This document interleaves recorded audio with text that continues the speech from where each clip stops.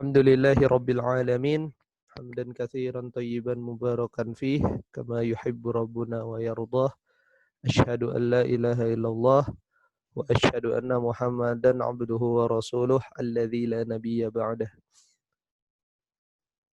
InsyaAllah di pagi hari ini kita akan melanjutkan pembahasan tentang ilmu balaghah. Pada pertemuan kemarin terakhir di episode kelima, kita sama-sama telah mencapai pembahasan tentang faidah-faidah isti'arah dan juga telah menyelesaikan latihannya, dan selanjutnya akan dilanjutkan dengan pembahasan al-kinayah.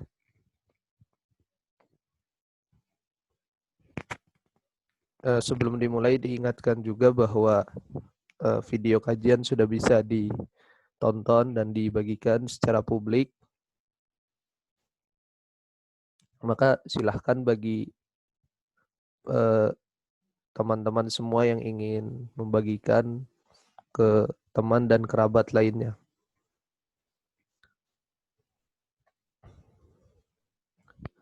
Baik, karena sudah pukul 5.32 waktu Indonesia Barat, kita mulai saja kajian pada pagi hari yang insya Allah diberkahi Allah hari ini. Pada Ustadz Fajri, dipersilahkan Ustadz. Tes. Bismillahirrahmanirrahim. Assalamualaikum warahmatullahi wabarakatuh. Alhamdulillahirabbil alamin wa bihi nasta'inu ala umuri dunya wassalatu wassalamu ala asyrofil anbiya'i wal mursalin sayyidina wa nabiyina Muhammadin wa ala alihi wa ashabihi ajma'in, amma ba'd. Teman-teman sekalian dirahmati Allah Subhanahu wa taala, ini adalah lanjutan bahasan ilmu bayan dari ilmu balaghah, dan kitab yang kita gunakan masih Al-Kafi, kitab buku modern yang bahas tentang ilmu balaghah. Dan terakhir kita membahas tentang isti'arah. Cara kita membahas tentang isti'arah. Sebelum kita mulai pembahasan baru, saya mau recall dulu. Kira-kira teman-teman di sini ada yang bisa jelas gak? Simpelnya isti'arah itu apa? Ditulis jawabannya. Apa itu isti'arah?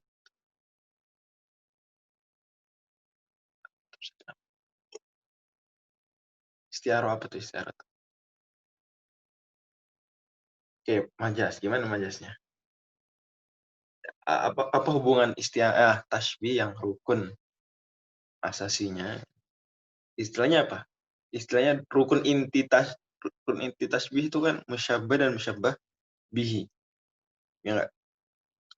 Itu istilahnya apa? Torofa tashbih. Istilahnya apa?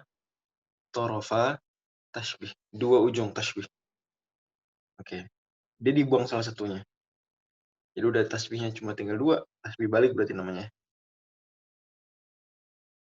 Zaidun Asadun. Terus ternyata apa? Dibuang salah satunya. Dimana kalau dibuang musyabbahnya, tinggal musyabbah bihinya. Namanya apa berarti? Isti'arah apa? Tasrihiyah.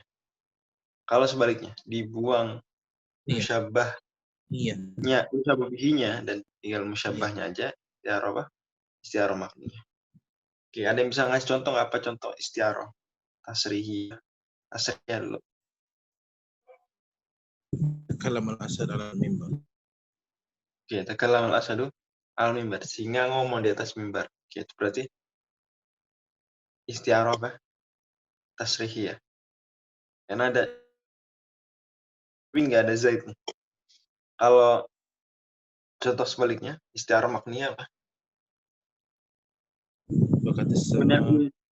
Bunyal Islamu ala khamsin. Bagus. Bunyal Islamu ala khamsin. Islam dibangun di atas 5 perkara. Islam maknawi. Tapi di situ disebut dibangun. Berarti seolah sebenarnya terpahami di situ Islam sedang diserupakan dengan sesuatu yang lainnya. Itu apa? Itu bangunan. Bakati sama oleh syahid. Mantap. Langit menangis. Menangis tuh nggak bisa kita bilang hujan juga ya. Wah, hakikat itu hujan. Nggak juga, karena kan tidak disebut menangis. Dalam arti sebetulnya menangis karena sedih. Hujan mekanisme aja. Oke. Kalau seperti itu. Yang menarik di surat Al-Dukhan, itu Allah bilang, "Fama wakat 'alaihimus sama'u wal ardu wa ma kanu munzarin." Langit dan bumi tidaklah menangisi Firaun. Tidak juga mereka diberikan angkuh. Jadi Allah itu gunakan langit dan bumi tidak menangisi Firaun. Itu kita sebenarnya melihatnya biasa aja ya. Di surah Ad-Dukhan di halaman yang kedua dari surat tersebut, belah kanan mushaf. Kita kayak biasa aja melihat. Ya artinya bukan biasa ya. Oke lah, langit nggak menangis itu kan gaya bahasa yang tinggi. Tapi sebenarnya ada lebih daripada itu. Bahwa itu dan ditemukan belum lama ini tulisan hieroglif. Ini nggak ada di Taurat, nggak ada di Israiliyat. Ini tulisan hieroglif di piramida bahwa orang-orang Mesir atau ada yang nulis dari orang Mesir di tulisan hieroglif itu mungkin sanjungan kepada rajanya, kepada Firaun zaman tertentu, mengatakan langit pun menangisinya, bumi pun menangisinya. Tapi dalam tulisan hieroglif, maka seolah-olah Al-Quran ini membantah, bukan seolah-olah, ya beneran, membantah tulisan hieroglif tersebut. Dan ini salah satu ijaz ya, kemukjizatan Al-Quran bahwa Nabi Muhammad sampai menyinggung ya, dalam Al-Quran ini apa ada di tulisan hieroglif, ada di Taurat. Dan di sini maka kita semakin yakin bahwa Al-Quran ini pasti dari Allah Subhanahu Wa Taala, nggak mungkin dari Nabi Muhammad. Karena sejak kapan Nabi Muhammad baca tulisan hieroglif? Sejak kapan? Sallallahu Alaihi Wasallam. Jadi orang Yahudi nggak tahu, orang Nasrani nggak tahu, nggak ada yang tahu. Nabi Muhammad kemudian bawakan ayat seperti itu, maka yang seperti membantah tulisan hieroglif bilang setiap ada Firaun meninggal mereka sanjung, langit dan bumi pun menangisinya. Allah bantah, enggak, langit nggak menangisi, bumi nggak menangisi. Kama bakat alimu sama luar. Itu sekedar tambahan aja. Jadi bahkan sampai majas-majas di Al-Quran aja itu, Masya Allah, mengandung mukjizat. Baik, itu dua contoh tasrif. Kemudian kita kemarin pertemuan terakhir bahas tentang isti'arah jenis yang ketiga. Isti'arah apa namanya? Tamsiliyah. Isti'arah tamthiliyah. Isti'arah tamthiliyah itu seperti tasbih tamthili.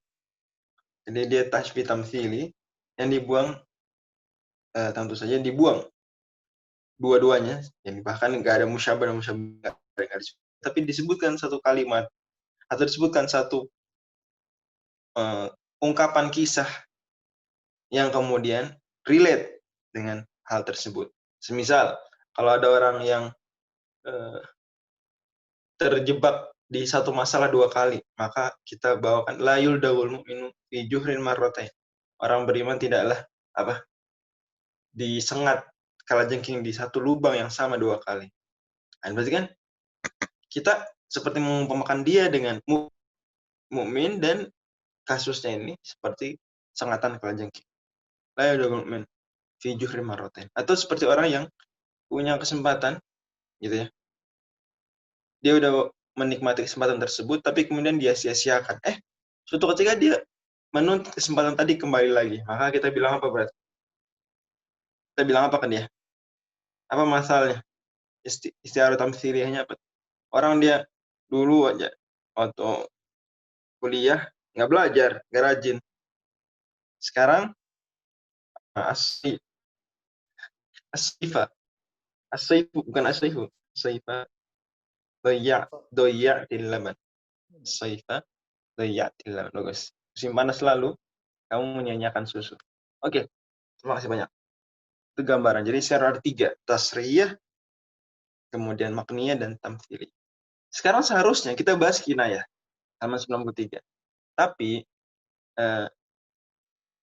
karena begitu eratnya kaitan antara isti'arah dengan majaz mursal, maka dan kinayah itu bisa diakhirkan agar tidak terpisah antara isti'arah dan majaz mursal, maka izinkan saya untuk Kali ini kita bahasnya majaz mursal. Dan majaz mursal ada di halaman 121. 121. Sebelum kita bahas dulu apa itu majaz. Jadi majaz dari bahasa Arab ya. Majaz pakai Z, kalau di bahasa Indonesia pakai S. Majaz di bahasa Arab pakai Z. Majaz. Dia dari kata jaza. Jazatnya melintasi. Sini penulis sebenarnya bawakan pengertian majaz secara bahasa dan istilah. Lihat halaman 121. Gimana secara bahasa tadi? Majaz melewati, melintasi. Adapun secara istilah maka dia adalah lafal yang digunakan bukan sesuai wada'nya. Masih ingat konsep wada' ya, masih ingat ya? Lafal yang digunakan bukan dengan makna sesuai wada' pertamanya. Jadi awalnya singa buat apa? Hewan buas. Tapi kemudian digunakan untuk selain hewan buas, maka berarti itu majaz. Oke. Dan udah beberapa kita sebutkan contohnya. Kemudian di sini ada syarat-syarat majaz, halaman 123. Ada syarat-syarat majaz. Bahwa dia harus digunakan di selain makna pertamanya, selain makna wada'nya. Yang kedua, harus punya hubungan antara makna majazi dan makna hakikinya. Sehingga makna hakikinya hewan buas. Makna majazinya adalah orang yang pemberani. Apa hubungan? Oh, singa pemberani. Ada hubungan. Masih ada. Jadi nggak benar-benar nggak ada hubungan. Ada hubungan. Kemudian syarat majaz adalah ada indikator yang menghalangi dari pemaknaannya sebagai makna pertama, makna hakiki. Kemudian hakikoh, kebalikannya. Hakikoh artinya ada lafal yang digunakan sesuai dengan makna sebenarnya. Makna awal ya. Seperti laut, perairan yang luas, kemudian asad, singa, hewan buas, dan semisal. Kemudian 124, yang ada pembahasan sebenarnya masuk ilmu balaghah ya. Benar-benar bukan pembahasan inti, tapi dia pembahasan sering tidak dimasukkan karena ini terkait dengan konsep-konsep mendasar sekali itu. Majaz itu ada nggak sih? Majaz ada nggak sih? Jadi sampai majaz aja didiskusikan ada atau enggaknya. Makanya kebanyakan buku balaghah tidak menyinggung ini. Jadi dianggap sudah final, udah dianggap sudah terfahami majaz ada di bawah. Tapi buku ini menariknya Al-Kafi adalah buku ini di bawah. Buku ini membawa pembahasan tersebut. Jadi apa itu majaz dan kok ada nggak sih? Jadi di sini disebutkan cukup panjang dan saya nggak mau membahas di pembahasan kali ini. Intinya kesimpulannya adalah bahwa di antara ulama ada yang mengingkari majaz dalam bahasa Arab. Di dalam bahasa Arab nggak ada tuh namanya majaz. Sebagian ulama ada juga yang mengingkari majaz di dalam Al-Quran. Tapi ada dalam bahasa Arab, cuma nggak ada dalam Al-Quran. Kemudian pendapat ketiga adalah bahwa majaz ada di Quran dan ada di bahasa. Sebentar.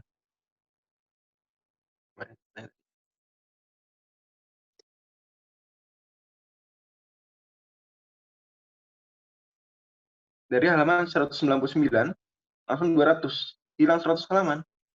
Gimana itu? 100 apa satu halaman? Coba. Itu halaman yang hilang apa itu? Ada isinya nggak halaman? Bukannya dari 199 memang 200. Gimana saudara mufti? Bentar lapor ya, kalau memang benar-benar. Tapi setahu saya kalau habis 199 memang halaman 200. Apa gimana coba? Ya benar ya? Habis 199 halaman 200. Apa gimana? Coba ntar di Japri ya. Baik. Dilihat di sini perbedaan pendapatnya di halaman 127. Oke. Jadi kita bisa lihat petanya, ada yang mengatakan majaz ada di bahasa Arab, ada di Quran. Ini pendapat tentu hampir sepakat ulama. hampir sepakat. Kemudian pendapat kedua, majaz ada dalam bahasa Arab, nggak ada dalam Al-Quran. Dan pendapat ketiga, sebentar. Pendapat kedua, majaz nggak ada di Quran, nggak ada di bahasa Arab. Pendapat ketiga, majaz ada di bahasa Arab, tapi nggak ada di Quran. Kesimpulannya yang benar adalah pendapat pertama. Pendapat kedua jelas keliru. Bagaimana? Majaz ada dalam bahasa Arab. Nabi mengatakan, sakirat ke umuk. Semoga ibumu sedih kehilangan kamu. Sakirat ke umuk. Itu majaz. Rogi ma'anf, hidungmu bengkak. Artinya nggak suka. Namanya. Itu gimana? Maksudnya makna hakiki. Pasti makna majazi. Terus kalau dibilang nggak ada di Quran. Ini memang ada beberapa ulama berpendapat seperti itu. Jadi pendapat yang mengatakan mengingkari majaz secara mutlak ini sebenarnya ada juga ulama besar, tapi pendapatnya lemah dalam hal ini.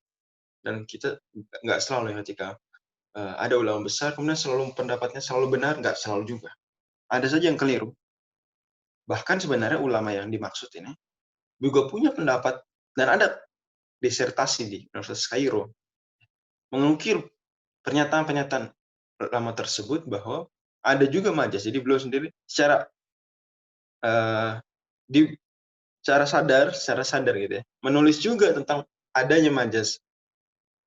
Jadi kemungkinan besar bahwa ulama yang dimaksud tidak betul-betul mengingkari majaz. Hanya saja alasan mengingkari majaznya dalam bahasa Arab bahkan ya adalah karena kekhawatiran disalahgunakan Mu'tazilah misalnya atau Jahmiyah untuk kemudian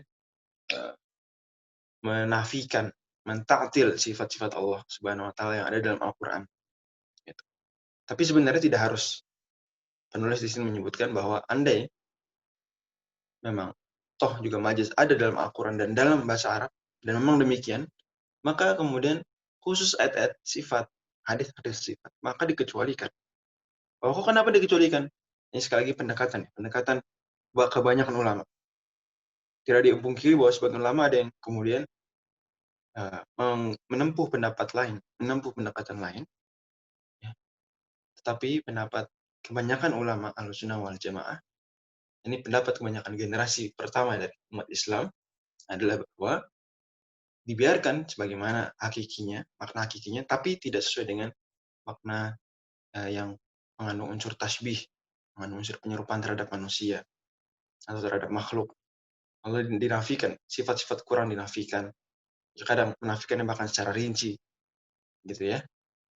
Tapi kemudian tetap diimani dan diserahkan pengetahuan tentangnya, hakikatnya, demikian kepada Allah Subhanahu wa taala. Diserahkan, diyakini, diimani ini hakiki, tapi hakikinya gimana diserahkan kepada Allah Subhanahu wa taala. Dan ini metode yang lebih selamat dan yang benar dalam hal ini menurut Al-Faqir ini yang benar, wallahu a'lam bishawab, dan ini disepakati seluruh Ahlussunnah wal Jamaah. Metode seperti ini itu bahwasanya kalau ada ayat-ayat sifat mengandung unsur-unsur majaz, maka dikecualikan dari kaidah-kaidah balaghah. Kenapa? Karena itu hal yang gaib. Kalau ketika kita misalnya memastikan, oh maknanya adalah ini, maka berarti kita seperti memastikan sesuatu yang gaib, ya, tanpa landasan yang begitu kuat.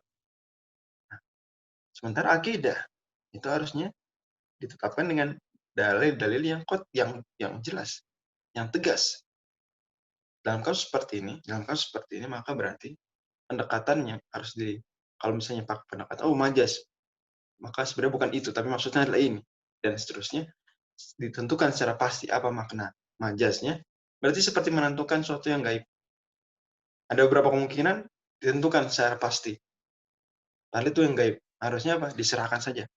Makan hakikinya kepada Allah Subhanahu wa taala. Diserahkan hakikatnya diserahkan pada Allah Subhanahu wa taala. Ini lebih selamat dan ini yang benar, wallahu a'lam bishawab. Dan pengecualian seperti ini jelas ya dinyatakan dalam beberapa kitab ulama. Mereka mengatakan tanpa mentakwilnya sesuai alam tadi lughah, tanpa mentakwilnya sesuai dengan kaidah bahasa. Jadi bahkan andai sesuai dengan kaidah bahasa pun tidak dilakukan. Kenapa? Karena ini hal yang gaib. Karena hal yang gaib diserahkan kepada Allah Subhanahu wa taala hakikatnya. Wallahu a'lam bishawab. Itu kesimpulan. Jadi tidak harus kemudian mengingkari majaz kalau mau tetap menempuh metode tersebut. Dan itu dilakukan oleh ulama-ulama yang banyak sekali yang kemudian teguh dan secara tegas membela pendapat pendekatan terhadap ayat sifat yang tadi saya sebutkan tanpa mereka mengingkari majaz. Ibnu Qudamah misalnya dalam banyak buku beliau, Tahrimun Nadhar, kemudian Raudhun Nadhir, kemudian Lum'atul I'tiqad dan semisalnya, tidak mengingkari majaz, tapi di saat yang sama juga menyatakan bahwa ayat sifat, hadis sifat diimani dan diserahkan hakikatnya kepada Allah Subhanahu wa taala. Dan juga ulama-ulama lainnya. Bahkan pendekatan mengingkari majaz untuk membela pendekatan generasi salaf tersebut, ini sebenarnya tidak dilakukan ulama-ulama di zaman dahulu. Ada kemudian ulama di zaman pertengahan yang kemudian melakukan pembelaan dengan mengingkari majaz dari asalnya. Dan ini usaha yang dihargai, ijtihad yang dihargai, tapi kemudian ternyata tidak akurat, tidak benar. Wallahu a'lam. Itu kesimpulan dari pembahasannya. Jadi perdebatan tentang ini kok majaz ada berapa pendapat berarti totalnya? Saya minta ulang. Total berarti ada berapa pendapat tentang eksistensi majaz? Majaz itu ada apa enggak sih? Ada 3. Oke. Apa yang pertama? Yang pertama majaz ada ya. Dan itu hampir ijma. Kemudian yang kedua apa? Majaz ada, nggak ada sama sekali. Nggak di Quran, nggak ada juga di bahasa Arab. Pendapat ketiga, majaz hanya di bahasa Arab, nggak ada di Quran.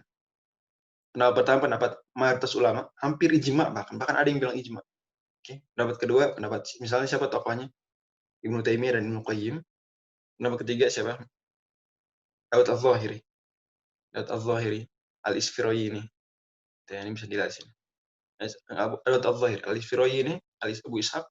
Pendapat kedua, bahwa nggak ada mutlak. Dan bahkan Imam Ahmad sendiri itu mengatakan ada majaz dalam Imam Ahmad sendiri. Dalam perdebatan beliau melawan Mu'tazilah, beliau mengatakan ada majaz. Bahkan sekelas Imam Ahmad. Dan bahkan istilah majaz sudah ada dari abad kedua Hijriah, dari tahun 170 Hijriah sudah ada. Jadi tidak akurat yang mengingkari majaz secara mutlak. Demikian. Wallahu a'lam. Dan sudah disebutkan juga bahwa apa sih motif utamanya ternyata tidak harus juga. Sekalipun motif utamanya itu tidak harus dengan mengingkari majaz. Dan para ulama lintas generasi tidak mengingkari majaz meskipun menempuh pendekatan generasi as-salaf terhadap ayat-ayat. Oke, clear ya? Clear nggak nih tentang ini? Oke, itu mungkin akan ada yang bertanya seperti itu, maka saya sebenarnya dari awal. Dan bahkan Ibnu Taimiyah sendiri sebenarnya punya pendapat-pendapat ya. Ada di sini disebutkan di buku ini di halaman 133 dan juga di disertasi di Universitas Kairo itu menyebutkan di situ bahwa Ibnu Taimiyah sendiri sebenarnya dalam beberapa tulisan beliau mengakui adanya majaz dalam bahasa. Nah, wallahu a'lam. Oke, next. Enggak majaz, enggak masuk dalam akidah. Enggak majaz bukan. Enggak bukan. Dia pembahasan bahasa. Cuma bisa ditarik-tarik ke akidah. Bisa ditarik-tarik. Bisa dikaitkan. Oke, sekarang kita masuk halaman 138 ya, majaz mursal. Oke. Jadi ketika udah kita bilang bahwa ada dalam bahasa Arab majaz, dalam Al-Quran juga ada. Oke. Maka sekarang kita masuk ke konsep majaz dalam balaghah. Apa? Itu majaz dalam balaghah tadi kan sudah disebutkan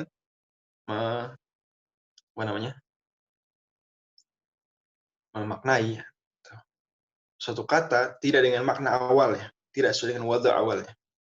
Ya. Menggunakan satu lafal tidak dengan makna awalnya. Oke, tapi dengan makna baru, makna majaznya. Maka kita harus ketahui bahwa majaz dibagi jadi 2. Yang pertama majaz. Iya benar, skip dulu. Biar terkait istiarah dan majaz mursal. Majaz ada 2. Majaz pertama namanya majaz lughawi. Majaz kedua namanya majaz akli. Majaz ada 2. Majaz apa? Lughawi dan majaz akli. Majaz lughawi ini terbagi jadi 2. Ada yang alaqohnya itu adalah tashbih, keserupaan, maka itu namanya isti'arah. Majaz lugawi, kalau alaqahnya, kalau hubungan antara makna hakiki dan makna majazinya adalah keserupaan, maka makna namanya apa? Isti'arah. Kalau hubungannya, alaqahnya antara makna majazi dan hakikinya bukan keserupaan, maka namanya dibiarkan majaz mursal. Jadi majaz lughawi terbagi dari dua, isti'arah dan majaz mursal. Kemudian ada tadi majaz lain atau apa? Majaz apa? Akli. Saya ulang lagi ya. Majaz ada dua. Oh, izin live malah. Kenapa izin live? Ini kita masuk pembahasan inti nih. Kenapa izin live? Jangan, nggak saya izinin. Terus. Kenapa cuma gara-gara ketinggalan live? Cuma dijabri itu saudara tadi. Oh. Lain kali nggak usah gitu ya. Kalau ketinggalan nggak usah live kita. Ketinggalan terus masuk keluar gimana? Jangan ya. Bagi teman-teman lagi kuliah gitu, masuk telat, masa langsung, Bu, saya udah tinggalan, saya keluar. Enggak, jangan gitu harus. Apa, masuk aja. Toh juga saya kan sering mengulang-ulang. Oke, saya ulang lagi ya. Majaz ada dua. Ada majaz lughawi, ada majaz apa? Akli. Majaz lughawi terbagi jadi dua. Itu apa? Isti'arah dan majaz mursal. Clear sampai sini pembagian? Jelas nggak? Oke. Majaz akli kita simpan dulu. Nanti majaz akli ada pelajaran. Ntar ada. Sekarang kita udah bahas isti'arah. Oke. Dan isti'arah tuh hubungannya apa? Tasbih. Alaqahnya adalah keserupaan. Oke. Kita bahas kan bahwa isti'arah itu adalah tasbih balik yang dihilangkan salah satu torof tasbihnya. Berarti memang alaqahnya adalah keserupaan. Tapi sebenarnya hubungannya nggak selalu keserupaan. Itu materi nggak lompat-lompat. Saya cuma skip kinayah dan ta'rif. Kenapa? Agar isti'arah dan majaz mursalnya kita bahas bareng. Ini masalah pendekatan aja. Penulis menimbang bahwa kinayah dikeduluin. Tapi masalahnya habis isti'arah, kinayah terus majaz mursal, jadi kepisah antara dua hal yang sebenarnya terkait. Apa ya? Oke, saya ulang lagi. Majaz lugawi ada isti'arah, ada majaz mursal. Oke. Alaqahnya, jadi majaz itu ada alaqah. Apa hubungan makna majazinya dan makna hakikinya? Apa hubungan? Kalau hubungannya adalah keserupaan, hubungannya adalah apa? Keserupaan, maka namanya isti'arah. Tapi kalau bukan keserupaan, maka namanya majaz mursal. Jelas sampai sini definisinya. Pengertian. Jadi majaz mursal adalah majaz lugawi yang hubungannya bukan keserupaan. Majaz mursal adalah majaz yang keserupaannya bukan yang hubungannya alaqahnya bukan keserupaan. Oke. Sekarang kita lihat alaqahnya ada apa aja. Sebenarnya alaqahnya banyak. Tapi penulis nanti menyebutkan 9 saja dari alaqah tersebut. Oke. Yang pertama, lihat di halaman 139. Adalah alaqah namanya kulliyah. Namanya apa alaqahnya? Kulliyah. Apa tuh kulliyah? Kulliyah dari kata-kata kul, seluruh. Artinya, kalimat tersebut menyebutkan seluruh. Tapi maksudnya sebagian. Jadi menyebutkan seluruh. Makna awalnya seluruh. Tapi nggak itu yang dimaksudkan. Yang dimaksudkan makna majazinya yaitu sebagian. Contohnya Allah Subhanahu wa taala firmankan, "Wa inni kullama da'awtuhum litaghfira lahum ja'alu asabi'ahum fi adhanihim wastaghshaw thiyabahum wa asarru wastakbaru." Surat Nuh ya. Kata Nabi Nuh, kalau saya mendakwahi mereka, mengajak mereka masuk Islam, bertauhid. Agar engkau ya Allah mengampuni mereka. Mereka menjadikan jari-jari mereka, ja'alu asabi'ahum. Jadikan jari-jari mereka di dalam kuping-kuping mereka. Pertanyaan saya, emang benar orang mereka nggak mau dengar. Emang benar mereka memasukkan jari-jari ke kuping? Emang benar nggak? Hakikatnya begitu? Enggak. Gimana jari gede? Halaman 139 saya bilang 139. Maka Nafis tolong di chat, diketik di chat. Halaman 139. Oke, tolong ya. Jadi ayatnya bilang apa? Orang-orang musyrik, kaum Nabi Nuh nggak mau dengar masukin apa? Jari-jari mereka di telinga. Kenyataannya nggak masukin jari-jari lah. Gimana jari gede? Satu jari aja gede, masuk telinga gimana? Apa ini jari-jari lagi? Gimana masuk telinga? Terus maksudnya apa sebenarnya? Maksudnya anamil. Hanya masukkan ruas jari. Ya. Maksimal kita masukin ruas jari, bener nggak sih? Bener nggak? Maksimal. Iya, betul ya? Itu nggak mungkin ruas jari nggak masuk semua. Itu ruas jari. Maka di sini sebenarnya Allah Subhanahu wa taala menyebut jari.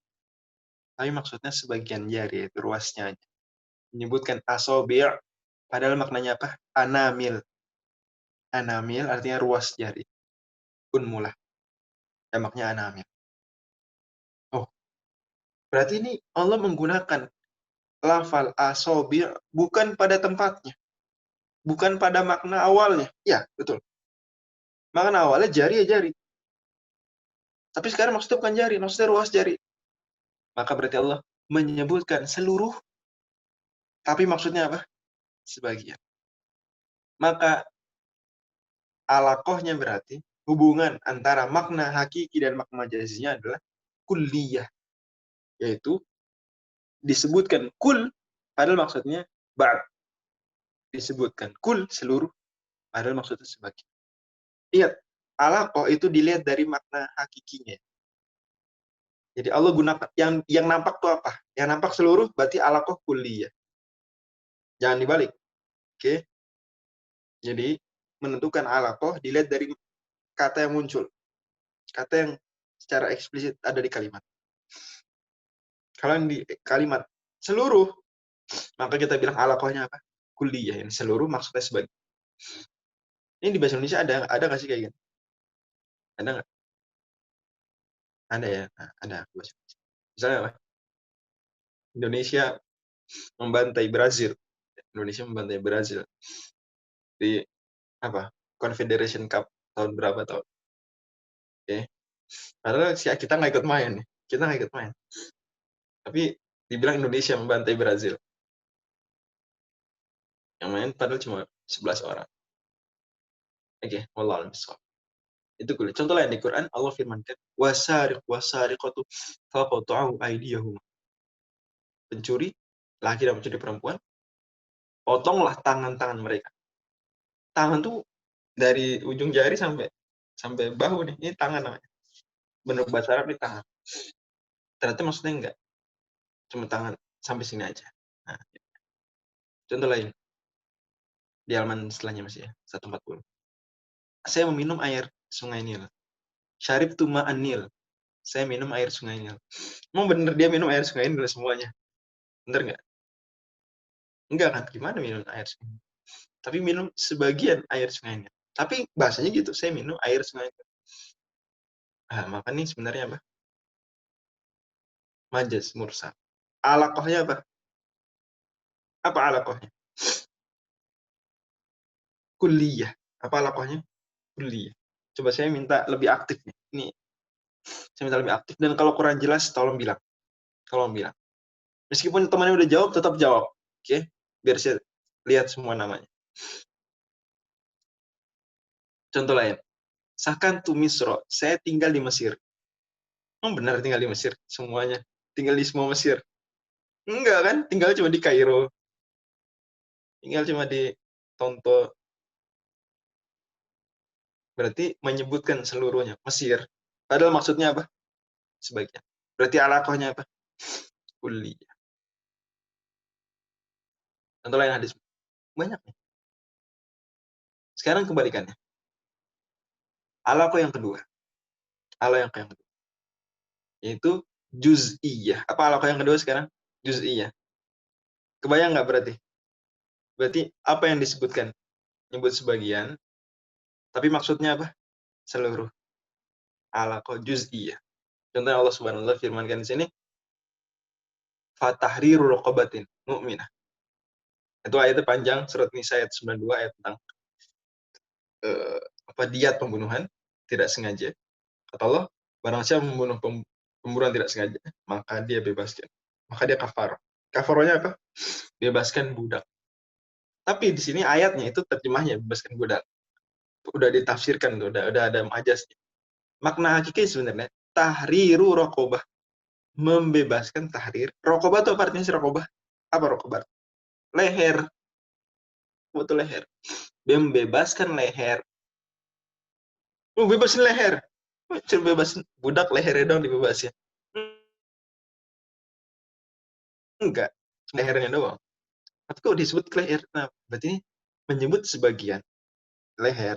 Tapi maksudnya apa? Seluruh. Ini leher sih leher, bener leher. Ada. Bukan leher ini maksud, seluruh. Berarti menyebutkan juz, sebagian. Padahal maksudnya apa? Padahal maksudnya kul. Menyebutkan juz, padahal maksudnya kul. Maka kita bilang ini majaz, apa namanya? Majaz apa nih? Majaz mursal. Majaz apa?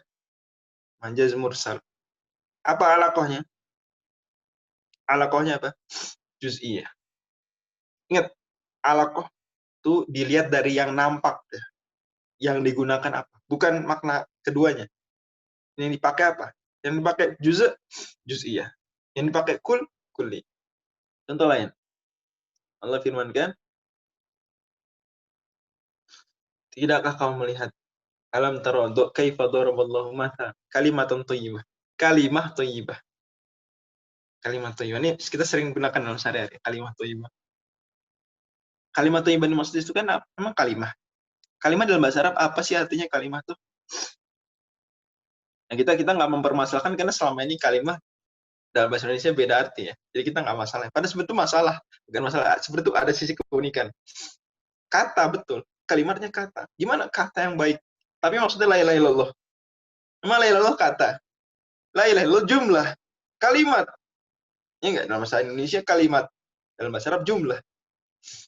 Tapi Allah bilang kalimah. Allah nggak bilang kaifa daraballahu masalan jumlatan thayyibah. Kan nggak bilang gitu, nggak bilang jumlatan thayyibah, tapi kalimat thayyibah. Loh, kalimat cuma satu kata, tapi ini la ilaha illallah. Maka berarti menyebut sebagian, padahal maksudnya apa? Seluruh. Menyebut kalimah, padahal maksudnya jumlah. Berarti namanya apa nih? Majaz mursal. Majaz mursal. Alaqahnya apa? Apa alaqahnya? Juz'iyah. Ada yang baru sadar, iya. Kita nggak sadar selama ini karena kita bahasa Indonesia kalimat. Sudah ada subjek, predikat, dan lengkap gitu. Padahal dalam bahasa Arab kan kata. Jadi kalau terjemah kaku sebenarnya kata toyib gitu, kata yang baik. Tapi subhanallah, la ilaha illallah kan bukan kata, itu kalimat. Contoh lain.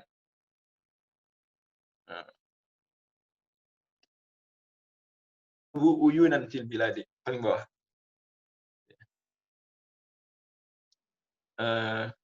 Musuh.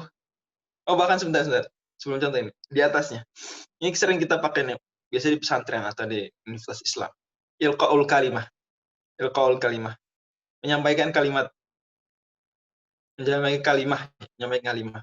Padahal yang disampaikan bukan satu kata, yang disampaikan bahkan bukan satu jumlah, yang disampaikan pidato panjang. Tapi namanya apa? Ilqaul kalimah. Sebentar, oke, lanjut. Enggak, bukan ja'azirun ainuhu, itu bukan majaz mursal. Ja'azirun ainuhu bukan majaz mursal. Ya, kalau kita lihat konteks utuh ya, ini enggak. Karena ain di situ, ya betul sih. Kata ain, kalau ainnya aja iya.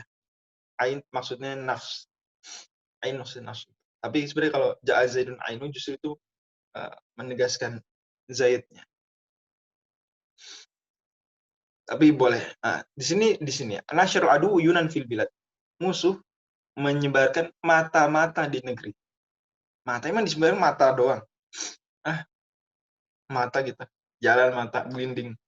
Enggak kan? Bukan cuma mata, tapi orang. Tubuh lengkap. Tapi dibilang mata-mata. Berarti menyebutkan sebagian, padahal maksudnya apa? Seluruh. Oke. Nggak boleh pakai contoh tersebut. Karena Allah Subhanahu wa taala sepakat Ahlussunnah wal Jamaah, Allah Subhanahu wa taala tidak memiliki juz'. Allah Subhanahu wa taala tidak memiliki juz'. Sepakat. Ahlussunnah wal Jamaah sepakat bahwa tidak memiliki juz'. Nggak boleh. La yatajazza. Allah itu ahad. Qul huwallahu ahad. Allahus samad. Nah, di antara makna ahad adalah la yatajazza wa la yanqasim. Ini sepakat seluruh Ahlussunnah wal Jamaah. Ya. Sepakat seluruh. Jadi untuk ayat tadi, maka tadi sudah saya sebutkan di awal bahwa diserahkan hakikatnya kepada Allah Subhanahu wa taala. Diserahkan hakikatnya kepada Allah Subhanahu wa taala. Enggak. Kenapa jazin bukan majaz mursal? Itu konteksnya itu bukan sedang memajazkan, konteksnya sedang menegaskan Zaid justru seluruhnya. Tapi betul ainnya maknanya nafs. Iya betul. Cuma contohnya jangan kayak gitu. Oke. Kalau tadi terkait, kalau saya ulang ya, kaidah sudah disebutkan di awal tadi. Kalau ayat sifat ya, ayat sifat ya bisa kalau dia mau pakai pendekatan itu bisa, tapi pendekatannya sudah disebutkan di awal. Kita pakai pendekatan yang disepakati seluruh ulama. Ya, setidaknya di majelis ini ya. Silakan kalau di majelis lain misalnya mau pakai pendekatan lain, itu hak, itu istihad. Kalau memang keliru pun itu dapat satu pahala. Bahkan dalam perkara-perkara akidah, istihad keliru pun ketika dalilnya memang dzanni, maka dapat satu pahala. Tapi yang sudah disebutkan bahwa ini adalah kita serahkan pada Allah Subhanahu wa taala. Hakikatnya kita serahkan pada Allah Subhanahu wa taala. Diimani, ini madzhabus salaf, ini adalah pendekatan yang dilakukan ulama generasi terdahulu dalam Islam. Oke, tadi ini bilang apa? Dan hadapkanlah wajahmu. Itu kalau bukan terkait ayat sifat ya bisa. Wajah, betul. Itu majaz mursal, alakohnya akan juz'iyah. Jadi, gimana? Jadi dalam ayat sifat itu dikecualikan dari pembahasan bahasa. Makanya di buku-buku akidah disebutkan ya. Wala ta'wilu ala muqtadalullah. Saya bacakan saya dalam matan. Saya dalam Walaidul Aqiyan dan akidah Hanabilah. Jadi disebutkan. Jadi memang dikecualikan dari pembahasan bahasa. Kenapa? Karena ini perkara gaib. Perkara gaib. Dan banyak hal terkait Allah dikecualikan dari pembahasan bahasa. Seperti yang dalam bahasa kita pakai istilah akil di luar akil, benar nggak? Dipakai untuk Allah kan nggak? Istilah akil dan gerak nggak dipakai untuk Allah. Allah nggak disebut akil kan? Terus aruful ma'arif. Aruful ma'arif apa? Apa aruful ma'arif? Lafzul jalal kan? Padahal nama. Alam. Aruful ma'arif sebenarnya urutannya bukan nama. Nomor satu apa? Ma'rifah paling tinggi. Domir kan? Tapi Allah dikecualikan. Jadi banyak pengecualian terkait Allah Subhanahu wa taala itu dari aspek bahasa, banyak dikecualikan. Dan itu penghormatan Ahlussunnah wal Jamaah terhadap Allah Subhanahu wa taala dikecualikan. Karena menyangkut hal gaib, menyangkut kesempurnaan Allah. Seperti itu. Oke, saya bacakan di sini. Fa kullu ma sahha naqluhu 'anillah aw rasuli sallallahu alaihi wasallam aw jami'u ulama'i ummatihi wajaba qabuluhu. Dan semua yang sahih penukilan dari Allah, dari Rasulnya, atau dari seluruh umat, seluruh ulama umat, ijma' berarti. Bihi, wajib ambil, wa imraruhu kama ja'a wa illam yuqal ma'nahu. Dan dibiarkan sebagaimana adanya, dibaca saja, meskipun tidak difahami maknanya. Fayahrumu ta'wilu ma yata'allaqu bihi ta'ala. Maka haram hukumnya mentakwil, seperti mengatakan ini, lafalnya ini, maksudnya ini. Disebutkan secara tegas apa yang terkait dengan Allah Subhanahu wa taala. Wa tafsiruhu, diharamkan juga menafsirkannya ke ayatul istiwa'i wa haditsin nuzuli. Seperti ayat istiwa, hadis nuzul, wa ghairi dzalika, dan selain dari itu, illa bisadirin anin nabi sallallahu alaihi wasallam au ba'd sahabah. Kecuali dengan apa yang berasal dari Nabi SAW atau sebagian sahabat. Jadi kalau takwilnya atau tafsirnya dari Nabi atau dari sahabat, maka baru diterima. Karena ini perkara gaib, maka kalau dari mereka yakin itu berarti ada naklinya, maka baru diterima. Terus kepanjang. Disebutkan penulis wahada madhabus salafi qatibatan wa huwa aslamul madhabaini wa aulahuma li muwafaqatihi li salafil ummati wa khiyaril a'immati ridwanullahi alaihim ajma'in. Fala naqulu fit tanzih ka qawlil mu'attilah wa la namilu fil itsbati ila ilhadil mumathilah bal nuthbitu wa la nuharrif wa nasifu wa la nukayyif fal iman bidzalika wajibun min ghairi raddin wa la ta'tilin wa la tashbihin wa la tajsimin wa la ta'wilin ala muqtadal lughah.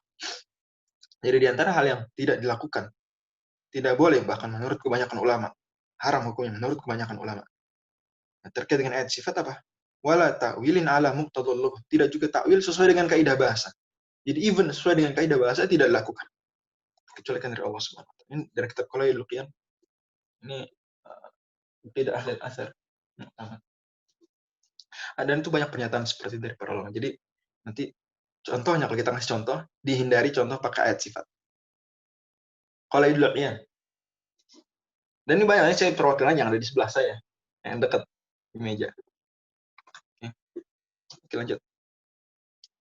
Qalaidul Iqyan. Oke, lanjut ya. Itu alaqah yang 1 dan 2. Yang pertama tadi alaqahnya apa? Kulliyah. Yang kedua apa? Juz'iyah. Contoh alaqah kulliyah apa contohnya? Contoh yang baik. Ja'alu asabi'ahum fi adhanihim. Surat Nuh. Kulliyah. Alaqah juz'iyah contohnya apa?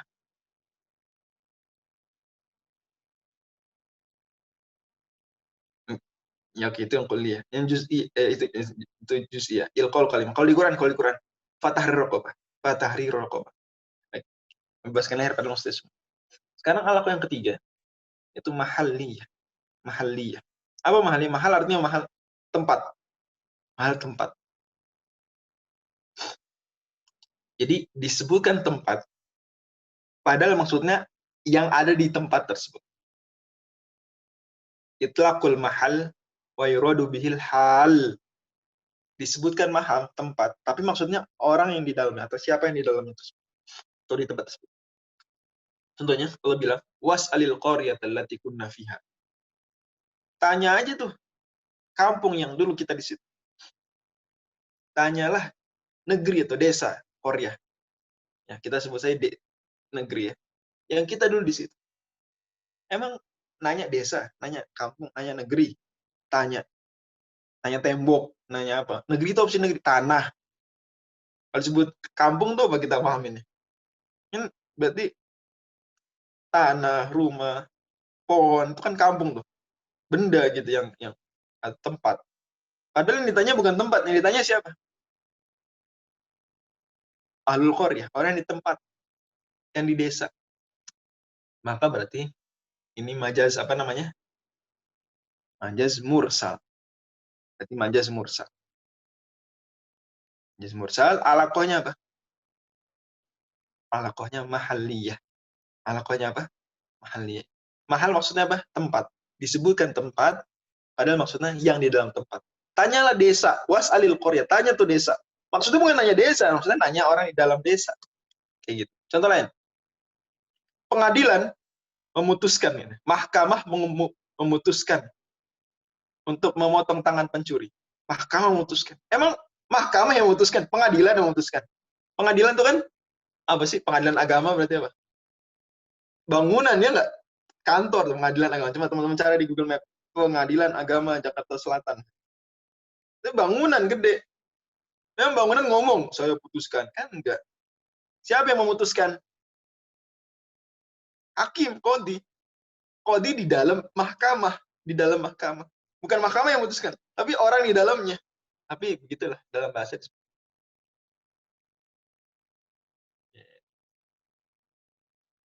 Contoh lain. Ayat surah Al-Imran. Wa yaquluna bi afwahihim ma laysa fi qulubihim. Mereka mengatakan dengan mulut mereka apa yang tidak ada di hati mereka. Mengatakan dengan mulut. Pertanyaan, emang kalau ngomong pakai mulut? Ngomong pakai lidah ya nggak? Lidah. Oke, bisa sih ada huruf-huruf tertentu bisa pakai mulut. Ya. Bawa atau pakai mulut. Bawa. Mama atau pakai mulut, pakai bibir. Juga. Tapi kan secara umum orang bicara nggak pakai mulut, pakai lisan. Nah, pakai lisan. Nah, lisan di dalam mulut. Jadi itlaqul mahal, menyebut mahal, tempat, padahal maksudnya yang di dalam tempat. Hal. Dan banyak. Alam nashrah laka sudrak, bukan telah kami lapangkan dadamu. Yang lapangkan bukan dada sebenarnya, yang dilapangkan qalb. Yang dilapangkan apa? Qalb. Jantung. Nah, itu hati. Kita kadang bilangnya hati, padahal maksudnya jantung. Okay. Tapi Allah bilang sodorok, dadamu. Nah, dada itu tempatnya hati. Menyebutkan dada padahal maksudnya hati. Majaz mursal. Alaqahnya apa? Mahalli. Dan seterusnya. Oke. Yang keempat. Alaqah yang keempat adalah haliyah. L-nya tasdid alam. Haliyah. Itu menyebutkan yang di dalam tempat padahal maksudnya tempat. Menyebutkan yang di dalam tempat ini kebalikannya. Padahal maksudnya apa? Tempat. Contohnya misalnya dalam omongan biasa atau dalam ayat aja, dalam ayat langsung. Kita contoh ayatnya. Kita prioritas contoh dari ayat biar langsung ingat. Karena kita kan tujuan utama belajar balaghah buat apa? Memahami Al-Qur'an. Maka kita pakai ayat. Ya, tapi tadi dikecualikan apa? Dikecualikan ayat-ayat sifat. Itu diserahkan hakikatnya kepada Allah. Oke, 144. Halaman 144 dilihat surat Ali Imran ayat 107. Allah berfirman wa amal ladzina biyaddat wujuhuhum fa fi rahmatillahum fiha. Adapun orang-orang yang diputihkan wajah. Ya silakan. Maka mereka dalam rahmat Allah. Maka mereka dalam rahmat Allah. Fi rahmatillah. Dalam rahmat Allah. Menyebutkan rahmat. Rahmat bukan tempat. Maksudnya apa? Mereka di surga Allah. Mereka di surga Allah. Di dalam surga Allah ada rahmat Allah. Ada kasih sayang Allah. Disebutkan di dalam rahmat, dalam kasih sayang. Padahal kasih sayang itu sesuatu yang berada di dalam tempat. Ini maksud sebenarnya surga. Fafi jannatillah. Tapi Allah bilang fafi rahmatillah. Padahal maksudnya apa? Di dalam surga Allah. Berarti menyebutkan hal sesuatu yang berada di tempat, rahmat dalam hal ini. Padahal maksudnya tempat. Jadi rahmat Allah di dalam surga. Tapi dibilangnya bukan di dalam surga, tapi di dalam rahmat. Gitu ya. Contoh misalnya, saya pergi ke kepala sekolah. Saya pergi ke kepala sekolah. Padahal maksudnya bukan pergi ke kepala sekolah. Kepala sekolah bukan tempat, tapi ke ruangannya. Gitu. Itu mirip juga. Dzahaba dzalimu ila gitu. Terus di sini kalau sini contohnya dzahaba dzalimu ila munkar yang mana? Oh ya silakan. Nah. Waduh. Udah pada masuk kerja. Orang zalim tersebut pergi ke mungkar nakir. Mungkar nakir bukan nama tempat. Pergi ke berarti kan ke tempat. Maksud, gitu. Enggak. Fafi rahmatil nggak bisa dibilang juz'iyah. Kenapa? Karena rahmat bukan sebagian dari surga. Bukan sebagian. Sebagian di sini harus sebagian eksplisit ya. Bagian eksplisit. Ada sebagian eksplisit. Jadi benar-benar kayak ini. Bedanya badal ba'at dengan badal istimal apa? Kan gitu. Kalau badal ba'at minal kul itu harus benar-benar sebagian literally dia sebagian fisik. Tapi kalau istimal enggak, sebagian maknawi. Terkait doang secara makna. Itu tuh. Kurang lebih pendekatannya seperti itu. Oke, contoh lain. Alaqah yang kelima. Jadi kita dapat 4. Alaqah yang pertama apa? Kulliyah, kedua juz'iyah, ketiga mahalliyah. Oke. Mahalliyah contohnya apa? Menyebutkan tempat padahal maksudnya di dalam tempat. Di Quran apa contohnya? Apa? Mahalliyah. Alaqah mahalliyah. Contohnya di Quran apa? Was'alil qaryah. Oke. Terus alaqah yang keempat haliyah. Menyebutkan yang di dalam tempat maksudnya tempat. Apa contoh di Quran? Fafi rahmatillah. Fafi rahmat. Oke, bagus. Nanti ayatnya dicatat ya. Fafi rahmatillah itu surat Ali Imran ayat berapa? Sekarang alaqah yang kelima, mujawarah. Apa? Mujawarah itu karena bersebelahan. Karena sesuatu yang bersebelahan. Iya benar, haliyah kebalikan mahaliyah, betul. Kebalikan. Ya rutinnya gitu biar ingat. Ya. Oke, sekarang mujawarah itu karena bersebelahan. Seperti misalnya Allah firmankan ya tanaza'una fiha ka'san la lahum fiha wala ta'thim. Mereka saling tukar menukar gelas khamr, ka'as itu baru disebut ka'as sebenarnya. Itu baru disebut khamr kalau isinya baru disebut ka'as kalau isinya khamr. Oke.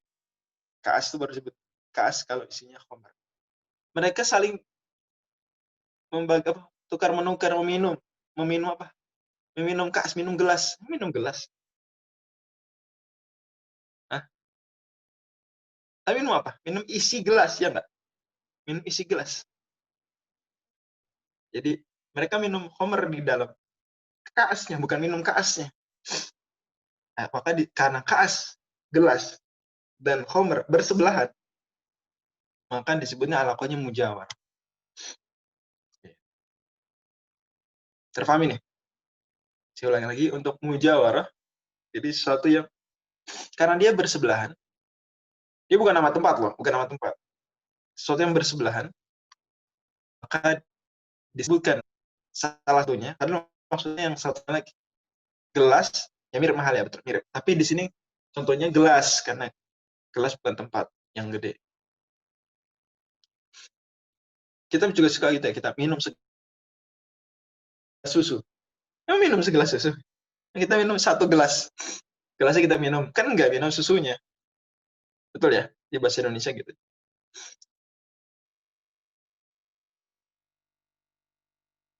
Enggak. Dalam bahasa Arab, ka'as. Baru disebut ka'sun.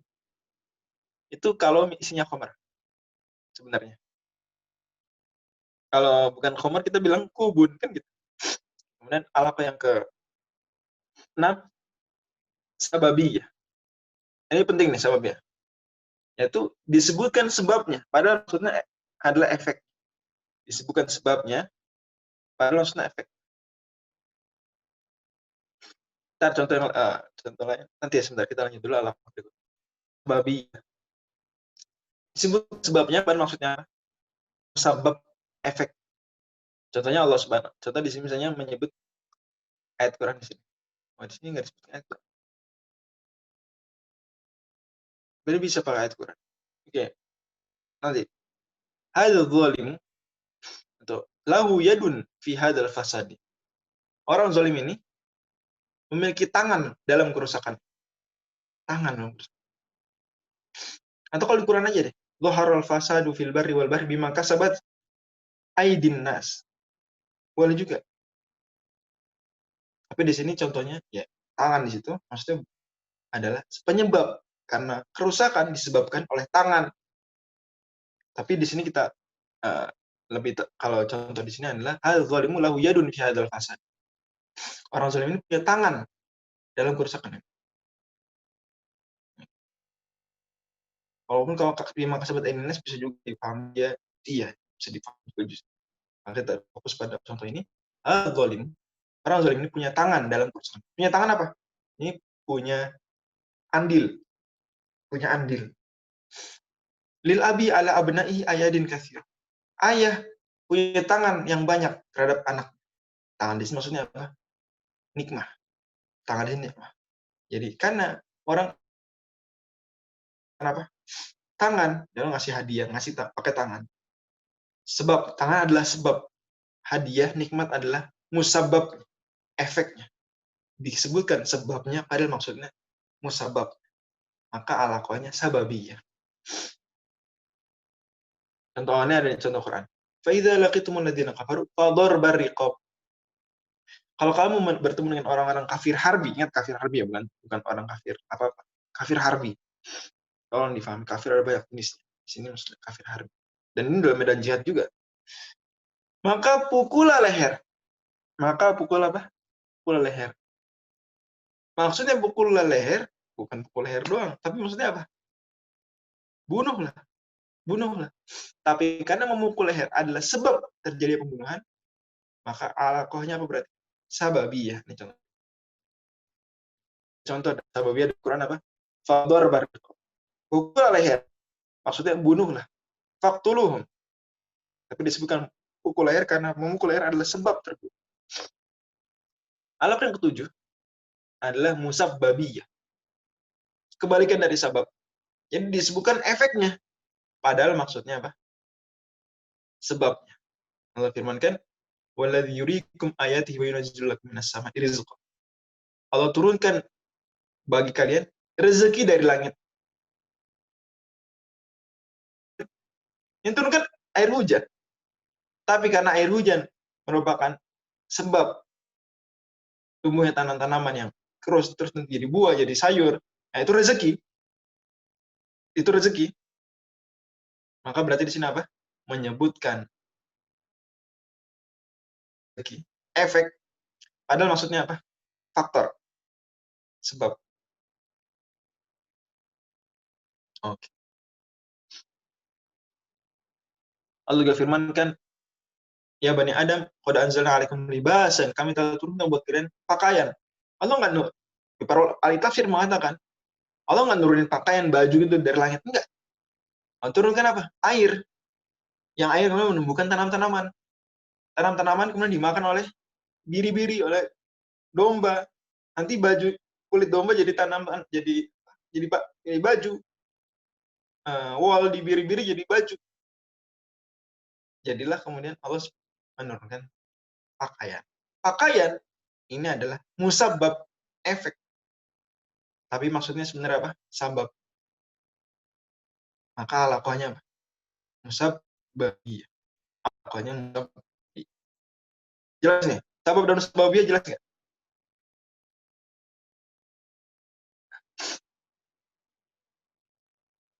Yang sabab disebutkan sebab, padahal maksudnya musabbab. Oke. Sekarang 8 dan 9 sama berkebalikan juga. 8 ini i'tibaru makana. Lumayan. Dengan memperhatikan yang lampau, yang sebelumnya. Allah firmankan, wa atul yatama amwalahum. Dan berikanlah, ya mirip-mirip. Berikanlah, tapi nggak mirip, benar-benar mirip lah. Gimana sebagian? Apa yang sebagian? Enggak sebagian di sini. Enggak mirip. Baju nggak ada hubungan, bukan sebagian daripada air hujan. Rezeki bukan sebagian daripada air hujan. Jadi bukan sebagian. Bukan juz'iyah. Oke, lanjut. Berikanlah kepada anak-anak yatim harta mereka. Nah, ini saya mau jelasin dulu bahwa dalam fikih, kalau ada anak yatim, dia dapat warisan dari orang tuanya. Anggap orang tuanya ngasih warisan buat dia, jadi orang tua meninggal. Ninggalin warisan buat dia, tanah di Sawangan. Oke. Anak kecil kan nggak bisa ngurus tanah di Sawangan. Masih kecil. Kapan tanahnya dikasih ke dia?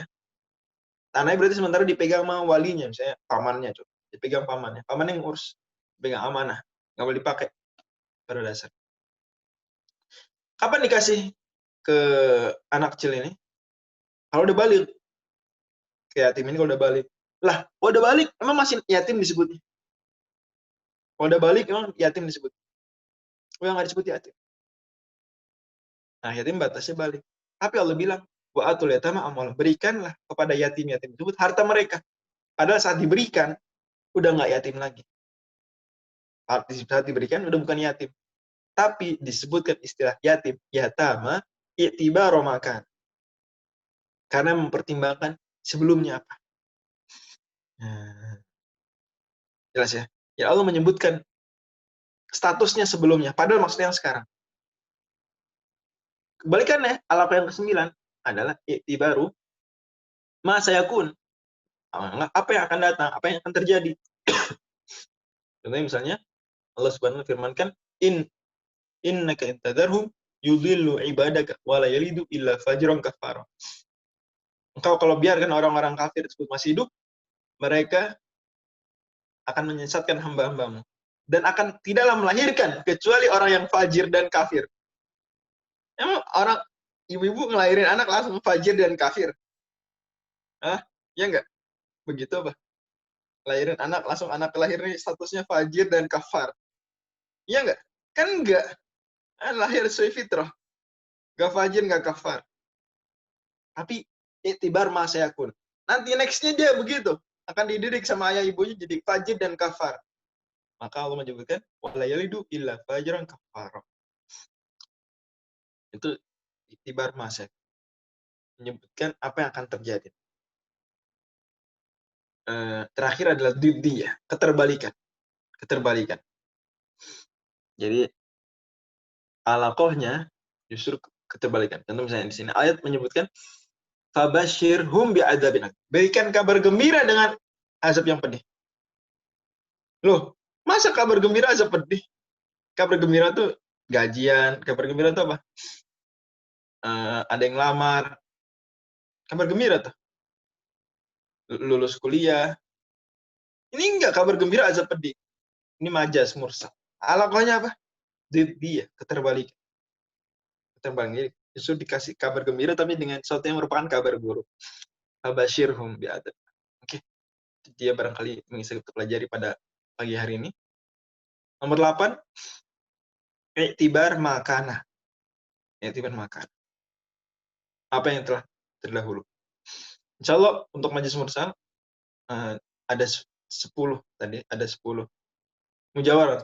Insya Allah nanti kalau ada yang bingung-bingung bisa dipahami, dibaca-baca lagi. Mujawarah jadi dia kebersebelahan. Gelas dengan khomer sebelahan. Disebutkan minum segelas air, contoh. Minum segelas air. Ini bukan satu gelasnya, tapi isinya kan. Oke, itu mujawarah. Satu kalimat bisa beberapa alat mungkin karena ini ilmu bukan wahyu ya, ilmu balaghah ini juga tunduk pada subjektivitas juga. Pada sebagian contoh terkadang susah paham maksud tapi kadang bingung apa alaqahnya. Oke. Misalnya dengan sering latihan dibaca. Sementara ini kapan kita belajar apa alaqahnya, apa contoh di Qur'annya, terus pahamin itu dulu. Jadi kita saat ini masih tahap belajar, kita ambil contoh yang udah ada. Oke. Nah, tajri min tahtil anar. Apa ya? Mengalir di bawahnya sungai-sungai. Yang mengalir bukan sungai, tapi air sungai. Sungai mengalir. Emang sungai mengalir? Sungai kan tanahnya. Ya, sungai kan tanah. Yang ngalir air ya kan? Itu berarti alaqahnya apa ya? Ayo tes nih, tes. Tajri min tahtil anhar. Di Quran ada tadi. Kita naza'una fiha ka'san. Lalam. Mujawarah boleh, mujawarah. Boleh juga tadi apa kalau pakai hal dan mahal. Mahali ya, mahali. Wallahu a'lam bishawab. Itu cukup ya sampai sini ya. Insyaallah review lagi pekan depan masalah majaz mursal. Saya akan review secara singkat lagi ya teman-teman. Sekarang sepekan ini nggak ada PR, bisa baca-baca lagi contohnya, teman-teman bisa coba alaqahnya di list 10-10-nya. Kemudian tadi di awal kita juga nggak cuma bahas majaz mursal, kita bahas ada nggak sih majaz dalam Quran. Juga kita sudah bahas hubungan majaz dengan ayat sifat dan hadis sifat. Ini sudah kita dudukkan, walaupun secara ringkas sekali. Saya berikan kesimpulannya saja. Dan dengan demikian maka tidak ada pertentangan antara kita menempuh mazhabus salaf dalam akidah dengan mempelajari majaz di dalam balaghah. Demikian wallahu a'lam bishawab. Subhanakallahumma wa bihamdika. Terima kasih atas keredaan hati teman-teman sekalian untuk menyimak. Assalamualaikum warahmatullahi wabarakatuh. Silakan Kang Nabi. Waalaikumsalam warahmatullahi wabarakatuh. Terima kasih banyak Ustadz Fajri atas pembahasan materi majaz mursal pada hari ini. Jazakumullah khairan. Semoga kita semua dapat mengambil ilmu dan faidah dari pembahasan pada pagi hari ini. Ya, sebelum ditutup, mohon maaf saya mau reminder lagi ya, mengingatkan kembali barangkali di antara ikhwan dan akhwat sekalian masih ada yang belum membayar biaya ongkir dari pembelian buku Al-Kafi fil Balaghah. Mohon untuk konfirmasi ke saya dan juga chat bila memang sudah pernah transfer tapi belum beritahu, dan juga bagi yang belum tolong kabari kepada saya kalau belum, agar nanti saya bisa arahkan untuk mengecek harganya, karena perlu juga untuk pendataan kita. Ya, terima kasih banyak kepada ikhwan dan akhwat sekalian yang masih terus istiqomah mengikuti daurah balaghah ini. Semoga Allah selalu berikan taufik dan hidayah pada kita semua. Mohon maaf bila dari saya terdapat kesalahan dan kekurangan. Mari kita akhiri majelis ini dengan doa kafaratul majelis. Subhanallah bihamdihi. Assalamualaikum warahmatullahi wabarakatuh. Waalaikumsalam.